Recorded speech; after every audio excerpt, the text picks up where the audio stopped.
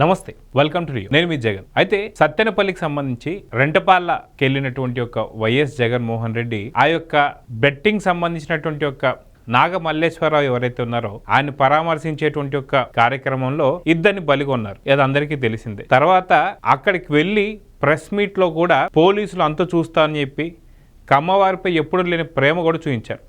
అయితే ఇది అందరికీ తెలిసిందే. అయితే ఇప్పుడు వచ్చేసి ఏదైతే సత్తెనపల్లికి టూర్ ఏదైతే వెళ్తున్నటువంటి వైఎస్ జగన్మోహన్ రెడ్డి కరెక్ట్గా గంట నుంచి గంటన్నరలో చేరుకోవాల్సినటువంటి ప్రదేశాన్ని కాస్త దాదాపు 6:30 నుంచి 7 గంటలు ప్రయాణించి అక్కడ ప్రతి ఒక్కరికి కూడా చుక్కలు చూపించారని చెప్పి అనుకోవాలి. సామాన్య ప్రజలు కావచ్చు, ప్రయాణించేటువంటి ఎవరైతే వాహనదారులు కావచ్చు, వీళ్ళందరికీ కూడా చాలా చుక్కలు చూపించారని చెప్పి చెప్పుకోవాలి. అదే కాకుండా అడ్డొచ్చిన వాళ్ళని తొక్కి పడేస్తాం అంటూనే పొదిలలో కొన్ని బ్యానర్లు చూసాం. అదేవిధంగా ఏదైతే రెంటపాళ్ళకి వెళ్తున్నటువంటి సమయంలో అక్కడ ఎవరైతే అడ్డొచ్చిన వృద్ధుని తొక్కి పడేశారో చంపేశారు.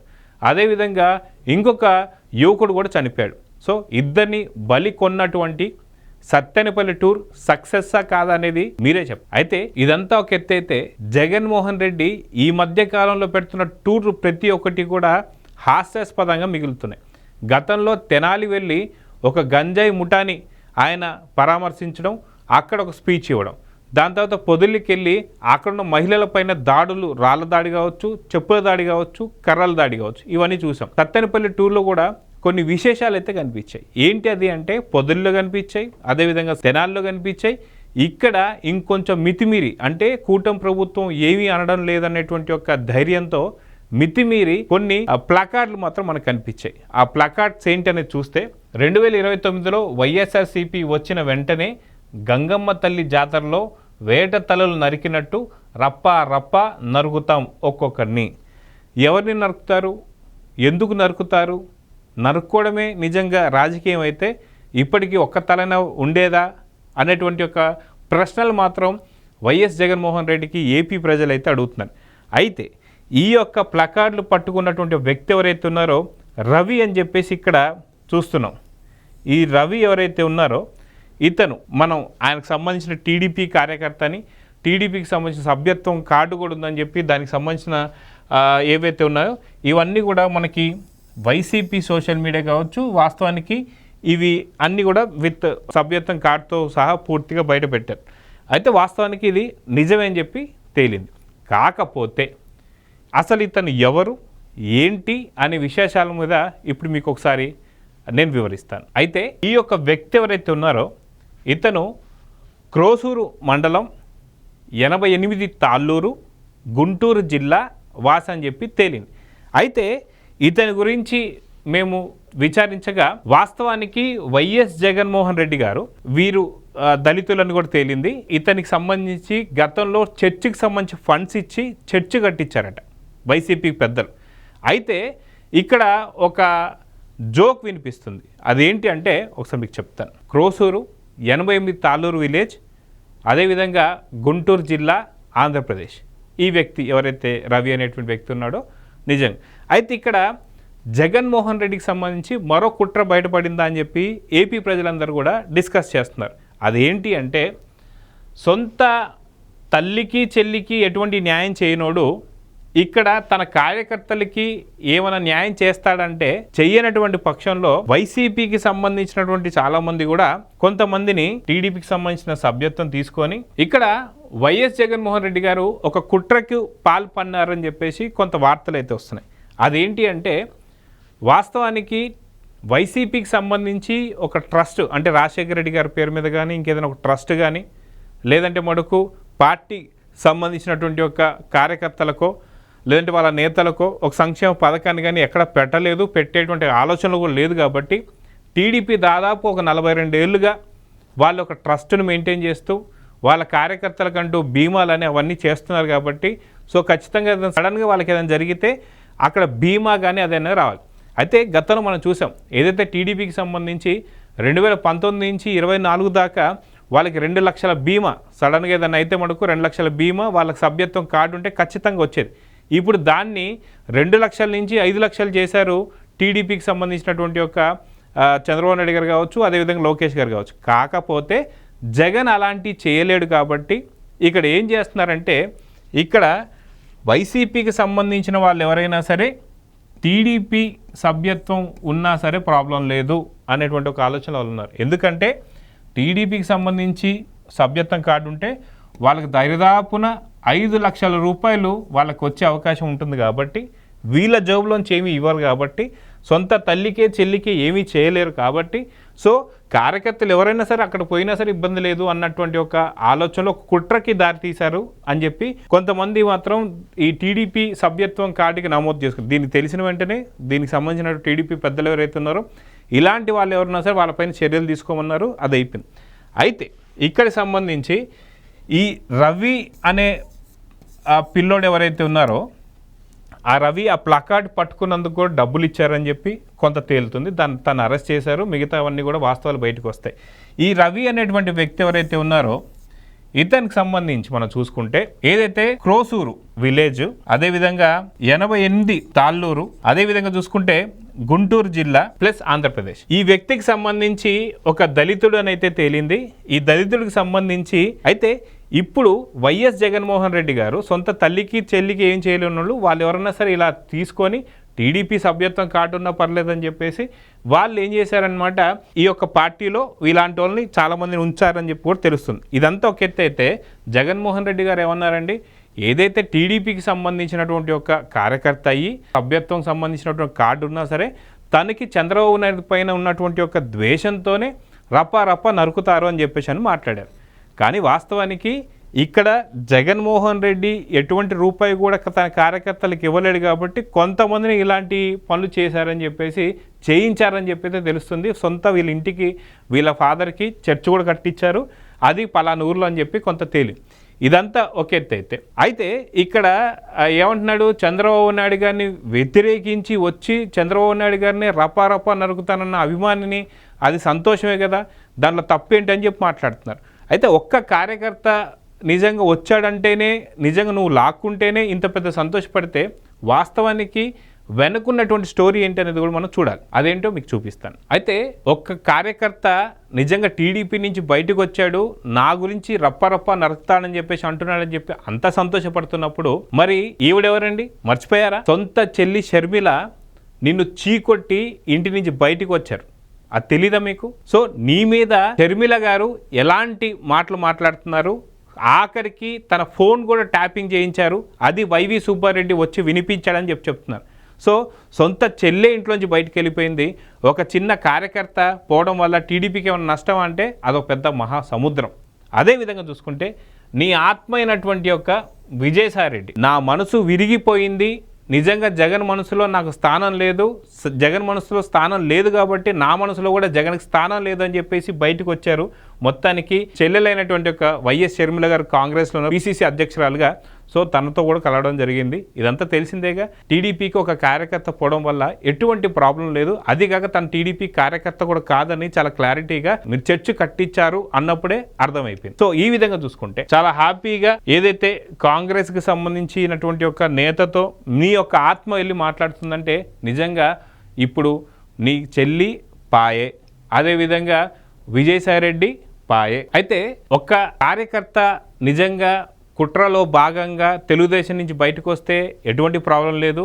సో మరొక వ్యక్తిని చూసుకుంటే బాలినేని శ్రీనివాస్ గారు, ఇంకో పక్క చూసుకుంటే మీరు మొన్నటిదాకా దత్తపుత్రుడు అంటున్నటువంటి యొక్క పవన్ కళ్యాణ్ గారు జనసేనలో జాయిన్ అయ్యారు. సో మొత్తానికి మీకు చాలా ఆప్త బంధువు అని కూడా తెలిసిందే. సో ఇలాంటి ఆప్త బంధువు అయినటువంటి యొక్క బాలినేని శ్రీనివాస్ గారు పాయే. కానీ ఒక కార్యకర్త అంటూ చెప్పుకుంటున్నటువంటి టీడీపీ కార్యకర్త బయటికి రావడంతో ఎటువంటి ఇబ్బంది లేదు. సో మొత్తానికి బాలినేని శ్రీనివాస్ గారు కూడా పాయే. మరో నేత అయినటువంటి ఒక మీ యొక్క వైఎస్ఆర్సీపీకి సంబంధించినటువంటి ఇంకొక నేత, తను కూడా పాయే. సో మీకు సంబంధించినటువంటి ఒక ఆప్తులైనటువంటి ఒక వాళ్ళందరూ కూడా అసలు మేము జగన్ గారిని విడిచిపెట్టమంటున్నటువంటి వాళ్ళందరూ కూడా. అదేవిధంగా చూసుకుంటే మీకు కంచుకోట అయినటువంటి యొక్క నెల్లూరులో కోటమిరెడ్డి శ్రీధర్ రెడ్డి గారు, ఆయన కూడా ఆయన ఫోన్ ట్యాపింగ్ చేసినందుకు ఆయన పూర్తి ఆధారాలు బయటపెట్టి కంట తడి పెట్టుకొని మరి ఆఖరికి అమరావతి మహిళా రైతులకు సంబంధించి ఆయన కొంత వెసులుబాటు ఇచ్చి వాళ్ళకి సంబంధించిన ఆహారాలు కావచ్చు, లేకపోతే వసతి గృహాలు ఏర్పాటు చేసినందుకు కోటంరెడ్డి శ్రీధర్ రెడ్డిని మీరు ఎంతెంత ఇబ్బందులు పెట్టారో అందరికీ తెలిసిందే. అలాంటి నేత అయినటువంటి ఒక కోటంరెడ్డి శ్రీధర్ రెడ్డి గారు కూడా అదే విధంగా చూసుకుంటే మీ పార్టీకి సంబంధించి చాలా ముఖ్య నాయకుడైనటువంటి ఒక వీరి గురించి మీకు తెలిసిందే. సో టీడీపీకి సంబంధించి పార్టీలో జాయిన్ అయిపోయి చాలా ప్రశాంతంగా తన రాజకీయాలు చేసుకుంటూ వస్తున్నారు.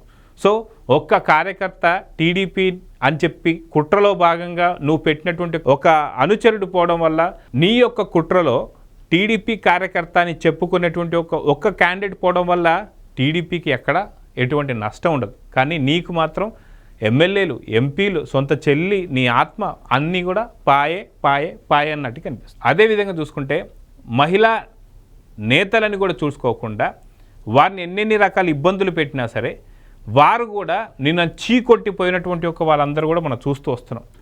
వాళ్ళు కూడా చంద్రబాబు నాయుడు దగ్గరికి వెళ్ళిపోయారు. కానీ నువ్వు ఒక్క కార్యకర్త ఏదో తను టీడీపీ సభ్యత్వం కార్డు ఉంది అని నువ్వు చేసినటువంటి కుట్రల నుంచి వచ్చాడని చెప్పేసి ఏదో సంతోషపడుతున్నావు. కానీ నీ దగ్గర ఉండేటువంటి ఒక ఎమ్మెల్యేలు కూడా అదేవిధంగా చూసుకుంటే నీ హయాంలో మీ ఎంపీ అయినటువంటి ఒక త్రిబుల్ ఆర్ గారిని ఎన్ని చిత్రహింసలు పెట్టి ఆఖరికి చంపేయాలని చూసి బైపాస్ సర్జరీ చేసుకుంటే దాదాపు 150 కిలోల పై చిలుకుండేటువంటి ఒక వ్యక్తిని గుండెల మీద కూర్చోబెట్టి చంపాలని చూసి ఆఖరికి తనకు సంబంధించి ఎటువంటి ఆధారాలు దొరకకుండా చేయాలని చూసి తనని కొడుతుంటే చిత్రహింసలు పెడుతుంటే అవన్నీ కూడా నువ్వు ఫోన్లో చూసి చాలా సంతోషపడినటువంటి ఒక త్రిబుల్ ఆర్ గారు ఇప్పుడు డిప్యూటీ స్పీకర్.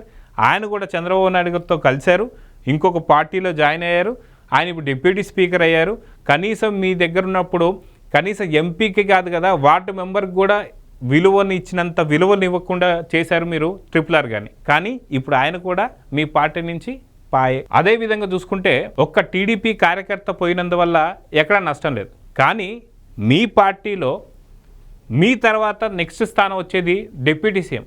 అటువంటి డిప్యూటీ సీఎం అయినటువంటి యొక్క ఆలనాన్ని కూడా చంద్రబాబు నాయుడు పార్టీలో జాయిన్ అయిపోయారు. మీ పార్టీ నుంచి పూర్తిగా వైదొలిగి ఇలాంటి రాజకీయాలు నేను చేయలేనని చెప్పేసి డిప్యూటీ సీఎం అయినటువంటి యొక్క ఆలనాని గారు కూడా చెప్పారు. సో డిప్యూటీ సీఎం కూడా పాయ్. అదేవిధంగా చూసుకుంటే మీ వైసీపీ పార్టీలో చాలా కీలకమైనటువంటి వ్యక్తి చూసాం.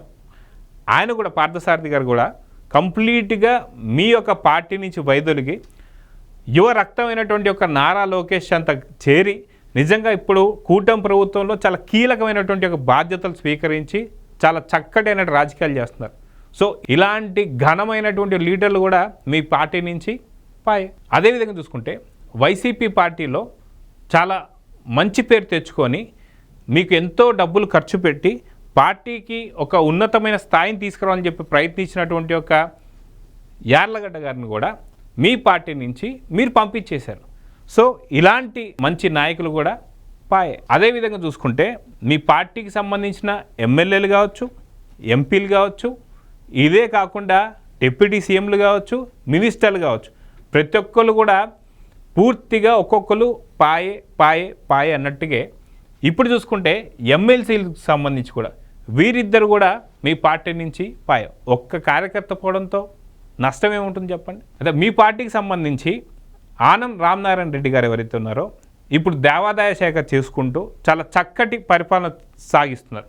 సో అలాంటి వ్యక్తులు కూడా మీ పార్టీ నుంచి పాయ్. అదేవిధంగా వేమిరెడ్డి ఫ్యామిలీ గురించి రాష్ట్రంలో ఎవరికి కూడా పరిచయం చేయాల్సినటువంటి అవసరం లేనటువంటి వాళ్ళు అలాంటి వేమిరెడ్డి ప్రభాకర్ రెడ్డికి సంబంధించినటువంటి ఒక ఫ్యామిలీ కూడా పూర్తిగా మీ దగ్గర నుంచి బయటికి వెళ్ళిపోయి చాలా కంప్లీట్గా చాలా సంతోషంగా కూటమి ప్రభుత్వంలో వాళ్ళిద్దరు కూడా రాజకీయం చేసుకుంటున్నారు. కానీ ఇలాంటి వ్యక్తులు కూడా పాయ. కానీ ఒక్క కార్యకర్త పోవడం వల్ల ఏమవుతుంది, దానికి అంత సంతోషం ఎందుకని చెప్పి టీడీపీ నాయకులు కావచ్చు, కూటమి నాయకులు కావచ్చు అడుగుతున్నారు. అదేవిధంగా చూసుకుంటే మొట్టమొదటిసారి మీ వైసీపీ పార్టీకి సంబంధించి తాను రాజీనామా చేసి నీ పార్టీకి ప్రాణం పోసినటువంటి ఒక మేఘపాటి గారు అలాంటి వ్యక్తుల్ని కూడా ఆఖరికి వాళ్ళ ఇంట్లో కుటుంబ రాజకీయాలు చేసి ఇద్దరు అన్నదమ్ముల మధ్య కొట్లాటలు సృష్టించి బయటికి వెళ్ళగొట్టేలా చేసింది ఎవరు? మీరు. కానీ అలాంటి అగ్రనేతల్ని కూడా మీ పార్టీ నుంచి పోయా. ఒక చిన్న కార్యకర్త అదేదో నీ కుట్రలో భాగంగా ఉన్నటువంటి కార్యకర్త పోవడం వల్ల అక్కడ టీడీపీకి వచ్చే నష్టం ఏముంటుంది? అయితే మొత్తానికి రవి అనేటువంటి వ్యక్తిని ఏదైతే కోసూరు 88 తాళ్ళూరు గుంటూరు జిల్లా ఈ వ్యక్తికి సంబంధించి గతంలో మీరు కట్టించినటువంటి చర్చికి తను సానుభూతిని చూపించి దానికి సంబంధించి ఒక ప్లకార్డ్ పట్టుకొని రఫ నరికేస్తామంటే ఒక టీడీపీ కార్యకర్త చంద్రబాబు నుంచి దూరం అయిపోయాడంటే ఇది ఖచ్చితంగా నీ కుట్ర అని చెప్పి బయటపడుతుంది. ఖచ్చితంగా ఇలాంటి వాళ్ళపైన అయితే దృష్టి అయితే పెడుతున్నారు టీడీపీకి సంబంధించినటువంటి అగ్రనేతలు. ఎవరైతే అసలైనటువంటి యొక్క కార్యకర్తలకి లబ్ధి చేకూర్చాలి కాబట్టి ఇలాగా ఉన్నటువంటి వాళ్ళందరినీ కూడా ఇప్పుడు ఒక సమీక్ష అయితే చేస్తూ వస్తున్నారు. నిజంగా టీడీపీ సభ్యత్వం సంబంధించి 100 రూపాయలు కడితే మీకు సభ్యత్వం వస్తుంది, 5 లక్షల బీమా వస్తుంది. అది వైసీపీ పార్టీ ఇవ్వలేదు కాబట్టి ఇప్పుడు వైసీపీ పార్టీలకు సంబంధించిన కొంతమంది కార్యకర్తలు కూడా ఇలాగ వస్తున్న సంగతి కూడా నిజంగా ఈ యొక్క సత్తెనపల్లి టూర్ నుంచి బయటపడింది కాబట్టి కొంత చర్యలు అయితే తీసుకుంటున్నారు. వాస్తవానికి జగన్మోహన్ రెడ్డి ఒక రకంగా కొంత టీడీపీకి మేలు చేసినట్టుగా కనిపిస్తుంది. ఒక కార్యకర్త పోవడం వల్ల ఏమి కాదు, దాదాపు నీ సొంత తల్లి చెల్లి మిగతా నేతలందరూ కూడా పోయారు కాబట్టి తగు జాగ్రత్తలు తీసుకొని ఇప్పటికన్నా మారాలి జగన్ అని చెప్పి ఏపీ ప్రజలైతే కోరుతున్నారు. సో చూద్దాం జరుగుతుందో. నమస్తే. Please subscribe to Leo news for more videos.